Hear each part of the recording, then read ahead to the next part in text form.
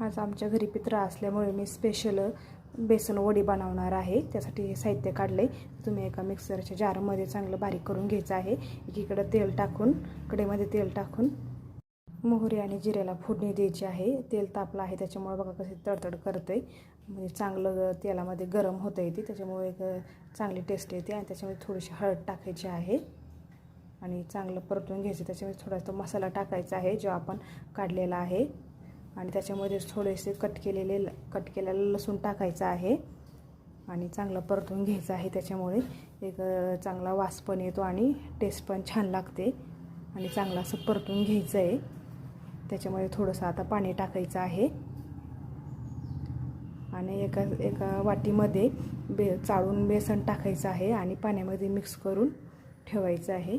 आणि आता मसाल्याला चांगली उकळी आली आहे, त्याच्यामध्ये ते बेसन टाकून दिलं आणि चांगलं असं हटवून घ्यायचं आहे बेसन, म्हणजे त्याच्यामध्ये काही गुठळ्या राहणार नाही आणि ते चांगलं असं हटवूनच घ्यायचं आहे।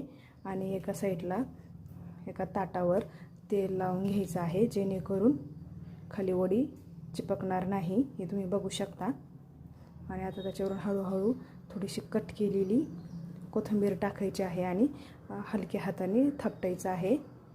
आणि आता वडी थंड झालेली आहे, तुम्हाला पाहिजे तशा त्या आकारामध्ये तुम्ही कट करू शकता। मला पाहिजे आहे तसं मी ते कट केलेलं आहे। आणि आता बघा आपली वडी तयार आहे, बघा किती सुंदर अशी तयार झालेली आहे।